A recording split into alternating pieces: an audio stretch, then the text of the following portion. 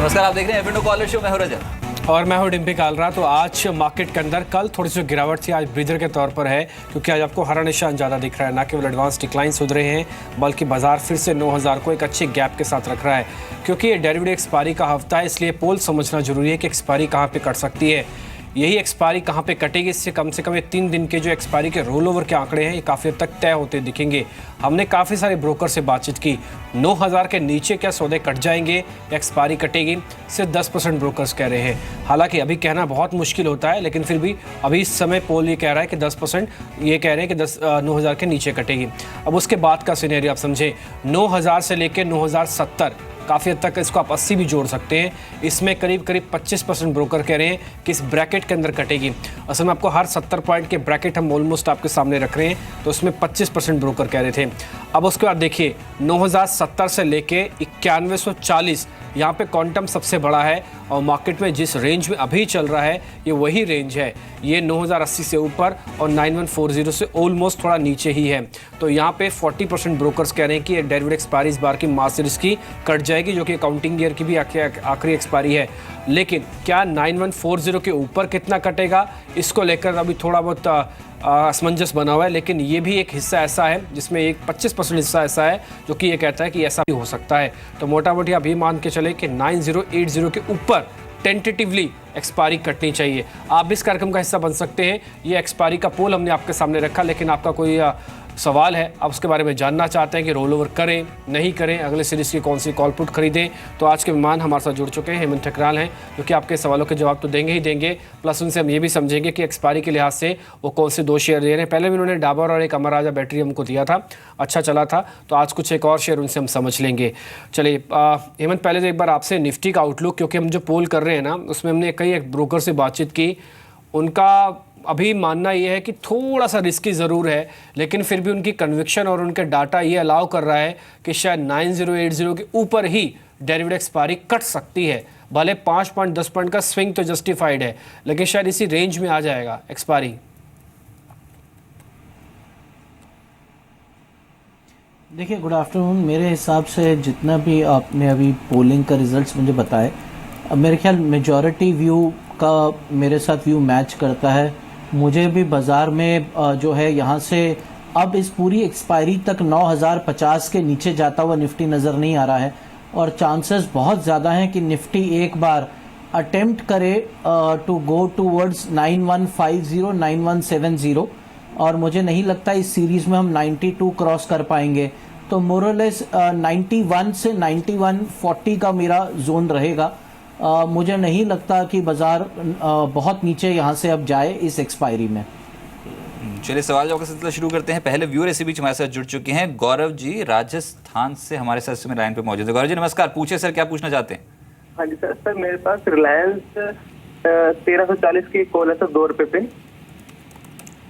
अच्छा, बहुत बाहर की कॉल है सर, खत्म होगी अभी तक तो। चलिए एक बार राय जरूर दिलवा देते हैं। रिलायंस इंडस्ट्रीज 1340 की कॉल है, 2 रुपये में सौदे में नुकसान हो गया सर, इसकी भरपाई करवाएं।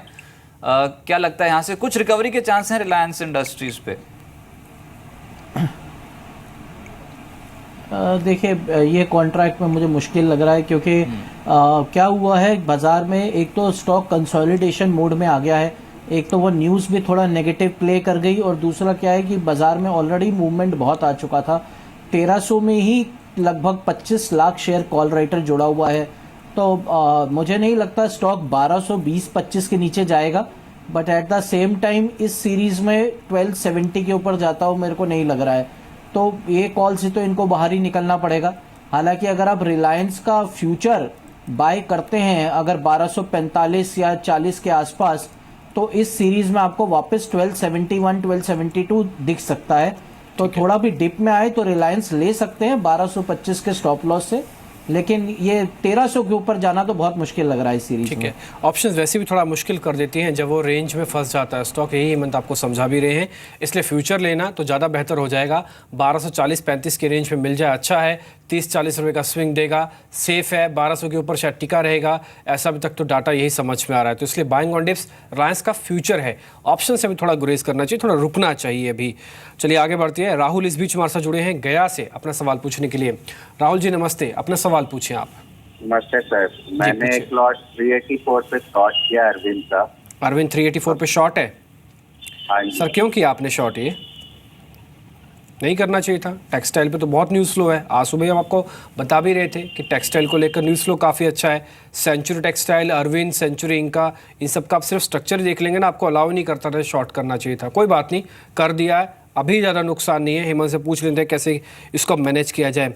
हेमंत 384 की शॉर्ट पोजीशंस खड़ी है, एक ही लॉट है, एक लॉट की और गुंजाइश है एवरेज करने के लिए। रोल ओवर की भी ऑप्शन है हमारे पास कि हम रोल भी करके जा सकते हैं। कैसे घाटे को कम करें? जी, मेरे हिसाब से आप स्टॉक में शॉर्ट मत रहिए, क्योंकि स्टॉक स्ट्रक्चरली बहुत बुलिश है। 400 पे थोड़ा रेजिस्टेंस ले रहा है, इसमें कोई दोहराई नहीं है। और लेकिन नीचे की साइड में शॉर्ट तभी करूंगा, एक्चुअली आपने बहुत ही अहम सपोर्ट के आसपास शॉर्ट कर दिया है। स्टॉक मीडियम टर्म में जब तक 380 के नीचे नहीं जाता है तब तक अरविंद में वीकनेस नज़र नहीं आएगी आपको ज़्यादा। तो मेरे हिसाब से इमीडिएटली तो आप ये कर सकते हैं कि अगर आपको इसी व्यू के साथ रहना है तो 390 का या आप कॉल ले लीजिए ताकि पोजीशन हेज हो जाए, या फिर आप 393 का एक स्टॉप लॉस लगा के रख सकते हैं, क्योंकि 393 के ऊपर अगर स्टॉक जाता है तो वापस से शॉर्ट टर्म में भी अप ट्रेंड में आ जाएगा और 405 तक चला जाएगा।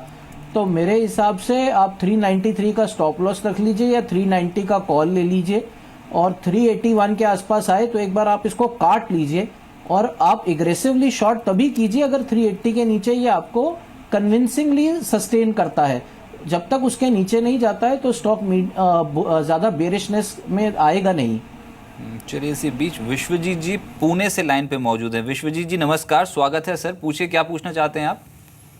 सर मेरा अपोलो का कॉल है 215 का मार्च एक्सपायरी का। मैंने 2 रुपये 45 पैसे पे लिया है, तो क्या करना चाहिए मुझे?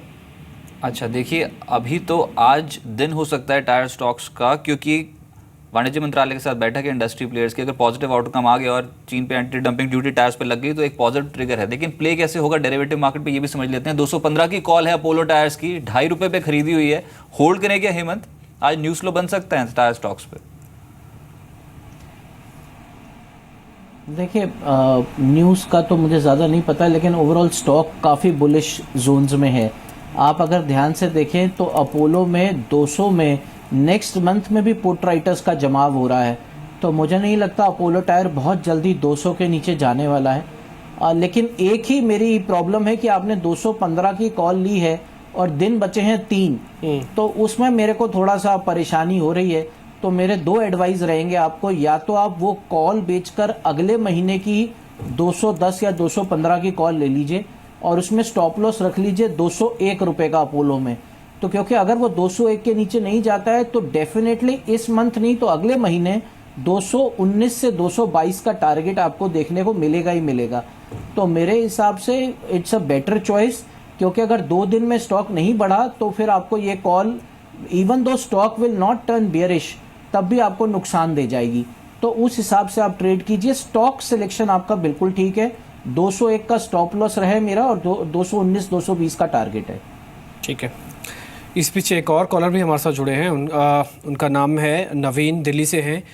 नवीन जी नमस्ते, पूछिए सर अपना सवाल आप पूछिए। सर मेरे पास आईसीआईसीआई बैंक की पुट है सर 1070 वाली। आईसीआईसीआई बैंक की पुट है, ठीक है। कितनी की है सर स्ट्राइक बता दीजिए? 270 की। 270 की पुट है, 5 रुपये मिली है सर? हाँ जी सर। ठीक है, पूछ ले तो अभी क्या करना चाहिए। मार्च की होगी, अभी तो कटने को तैयार है, 3 दिन में कट जाएगी ये। आपकी रिकमेंडेशन क्या है हेमंत? ये आईसीआईसीआई की एक पोजीशन लेके बैठे हैं, 270 की पुट है, आज तो थोड़ा चल रहा है और निजी बैंकों ने इनको थोड़ा परेशान भी किया है। 5 रुपये की इनकी खरीद है इस पुट की, क्या किया जाए? एक्चुअली मैं थोड़ा आपको 2 लाइन में जवाब देना चाहूँगा। बैंक निफ्टी में बहुत बुलिश हूँ, तो उसके रहते हुए आईसीआईसीआई बैंक में बहुत मंदी आ जाए ये इम्पोर्टेंट, मेरे ख्याल ज़्यादा गुंजाइश नहीं है। लेकिन आईसीआईसीआई बैंक इन पर्टिकुलर एक रेंज में है स्टॉक, 265 से 270 के नीचे जाता नहीं है और ऊपर की साइड में आपको 285 क्रॉस कराना मुश्किल हो रहा है। तो इसके रहते हुए आपको ये पुट में पैसा मुझे नहीं लगता इस महीने आएगा। मेरे हिसाब से 270 अब आईसीआईसीआई बैंक का तोड़ना थोड़ा मुश्किल है।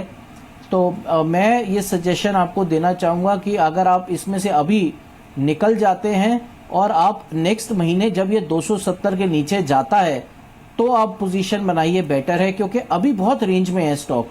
इट वाज नॉट, वो 265-70 के नीचे जा नहीं रहा है, और लॉन्ग पोजीशन भी आप तभी बना सकते हैं जब 285-290 के ऊपर जाए।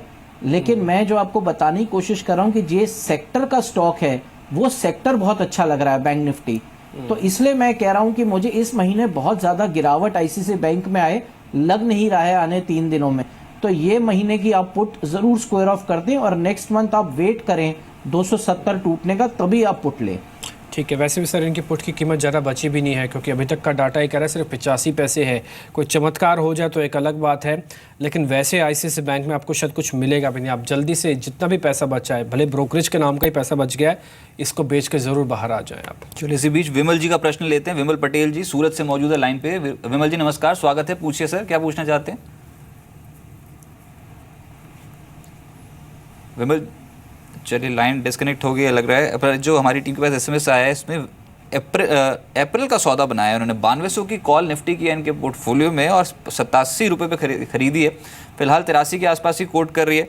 सर 9200 की कॉल है हेमंत जी, अप्रैल सीरीज की खरीदी हुई है कॉल, इसको होल्ड किया जाए क्या? उम्मीद है प्रॉफिट दे जाएगी? बिल्कुल आप होल्ड करें, मैं मार्केट पे बुलिश हूँ। मेरे हिसाब से ये सीरीज़ चाहे आप 92 क्रॉस नहीं कर पाएँ, जैसे मैंने प्रोग्राम की शुरुआत में कहा, लेकिन आपको एक चीज़ समझनी ज़रूरी है कि बाज़ार अगर 9000 के ऊपर एक्सपायरी देता है तो बाज़ार एक बेस ही चेंज कर रहा है अपना, वन टू ऑल। तो नेक्स्ट मंथ में आई एम वेरी कॉन्फिडेंट कि निफ्टी एक बार 9350 तक जाएगा। उस केस में आपकी 92 की कॉल मुझे लगभग डबल होती हुई नज़र आ रही है। इसमें आपने जो स्टॉप लॉस रखना है वो रखना है 9000 का। अगर निफ्टी कभी भी 9000 के नीचे जाता है, चाहे वो शुरुआत में चला जाए, तो भी आप एक बार इस कॉल से बाहर निकल आइए। तो निफ्टी में ओवरऑल सेटअप ये है कि 9000 का स्टॉप लॉस और 9350 का टारगेट, तो उस तरह आप अपनी ये कॉल को प्ले कीजिए। बहुत चांसेस है आपको कि कॉल का आपका प्रीमियम डबल हो जाए। ठीक है। अच्छा हेमंत, इस बीच एक और कॉलर भी हमारे साथ है, विनय है नागपुर से। उनका सवाल भी काफ़ी इंटरेस्टिंग है। विनय, अपना सवाल पूछें आप पहले। सवाल है, मेरे पास बैंक निफ्टी लिया गया है 21,300 का, 30 तारीख का पुट कॉल ऑप्शन है सर। 167 पे लिया हुआ है सर। 167 है कि खाली 67 है? नहीं, 167 है। आपने इसका मतलब बहुत पहले खरीदी होगी सर। हाँ, क्योंकि ठीक है, अब तो नुकसान हो गया। मेरे पास जो इन्फॉर्मेशन थी शायद 67 आप बता रहे थे, 167 है, तो ये नुकसान ज़्यादा है, अब नुकसान थोड़ा ज़्यादा है। अच्छा हेमंत, मैं इनका सवाल के साथ ना एक बेसिक सवाल आपसे ये भी पूछना चाहता हूँ। 2 दिन ऐसे हो गए कि बैंक निफ्टी और निफ्टी की बिहेवियर में हमको अलग दिख रहा है। वो शायद कुछ सरकारी बैंक और निजी बैंकों का चलना ये इंडिकेट कर रहा था, लेकिन इंडिविजुअली बैंक निफ्टी में आपको दम कितना दिखता है? ये 21,000 को इस सीरीज़ में होल्ड कर लेगा तो अगली सीरीज़ के टारगेट क्या होंगे, या इसी रेंज में फंसा रह जाएगा? अच्छा, इनका भी जो लॉस है ना, अब वो थोड़ा ज़्यादा दिख रहा है। 167 की है, अभी 51-52 का भाव आ रहा है वो इस कॉल का, जिसके बारे में बात कर रहे हैं। एक बार ये कॉल को पोजीशंस को सेट कर लें अभी, यानी कि इसको स्क्वायर ऑफ कर दें, और अगली सीरीज़ का सीधा एक बैंक निफ्टी ले लें क्या? देखिए, पहली बात, मैं दोनों सवालों का जवाब ब्रेक करना चाहूँगा। जहाँ तक इनकी करंट मंथ की कॉल रह गई, आपका सुझाव बिल्कुल सही है।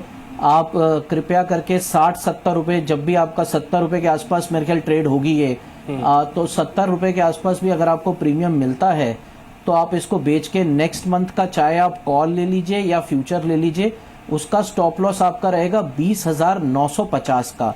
देखिए, इम्पॉर्टेंट क्या है कि बैंक निफ्टी जब तक 21,000 के ऊपर है, टारगेट इज इंटैक्ट 21,550, 21,600, तो वहां जाएगा तो आपको अच्छा रिटर्न मिल सकता है। और बैंक निफ्टी जिस तरह से कंसोलिडेट कर रहा है 21,000 के ऊपर, चांसेस ज़्यादा हैं कि 21,550, 600 एक बार जाए, और आपको स्टॉप लॉस रखना 21,000 का। तो करंट मंथ की कॉल में रिस्क लेने के बजाय बेटर है कि आप इसको बेचकर नेक्स्ट मंथ में शिफ्ट कीजिए, लेकिन रहिए बुलिश और स्टॉप लॉस रखिए 21,000 का। चलिए इसी बीच अतुल जी का प्रश्न लेते हैं, अमृतसर से लाइन पे मौजूद हैं। अतुल जी नमस्कार, स्वागत है सर, पूछिए क्या पूछना चाहते हैं आप? हाँ जी सर, मेरे पास 2 लॉट हैं वेदांता के 267 पे। अच्छा, उसी पे ट्रेड कर रहे हैं। मार्च के खरीद रखे हैं ना सर 2 लॉट? हाँ जी, मार्च के हैं। आप पूछना क्या चाहते हैं? रोल ओवर करने को सर तैयार? ये मैं पूछना चाहता हूँ कि ये मुझे रोल ओवर करने चाहिए कि नहीं, क्योंकि आसपास ही घूम रहा है। हाँ, उसी के लेवल पे ही है। ठीक है हेमंत, 267 की खरीद है, 2 लॉट खरीदे हैं, वेदांता फ्यूचर्स वहीं पर ही ट्रेड कर रहा है। लगता है 3 दिन में तेज हो जाएगा या फिर रोल ओवर कर लें तो कैसा रहेगा? देखिए मैं आपको एक चीज़ बताना चाहता हूँ कि मेटल स्टॉक्स में वेदांता काफ़ी स्ट्रॉन्ग है। अगर आप इसको कंपेयर करें बाकी मेटल स्टॉक्स में तो आपको ये थोड़ा सा आउट परफॉर्मेंस करता हुआ नज़र आएगा। ऑलरेडी रोल ओवर्स जो हैं वो 35% के ऊपर हो चुके हैं, तो मेरे हिसाब से इसका एवरेज रोल ओवर है 85%। तो अगर आप 2 दिन का और वेट करते हैं तो मेरे ख्याल से rollovers should be around average या अबव एवरेज। और आपको स्टॉप लॉस चाहे आप इस मंथ में रखें या नेक्स्ट मंथ में रोल करें 258 का रखना है। अगर आप इसका पिछले 12 दिन का प्राइस मूवमेंट देखें, चार्ट ना भी देखें, प्राइस मूवमेंट देखें तो 260 के आसपास सपोर्ट ले रहा है और 272 के आसपास का रेजिस्टेंस है। तो आपको स्टॉप लॉस 258 रखना है और जैसे ही ये 272 के ऊपर जाए तो आप इसको ट्रेल कर लीजिए, क्योंकि उसके बाद नेक्स्ट टारगेट ही 285 का बनता है। तो आपका जो रिस्क है वो 6 से 7 रुपए का है। तो मेरे हिसाब से आप रोल ओवर कर लीजिए स्टॉक को। स्टॉक अभी भी काफ़ी स्ट्रेंथ दिखा रहा है। ठीक है।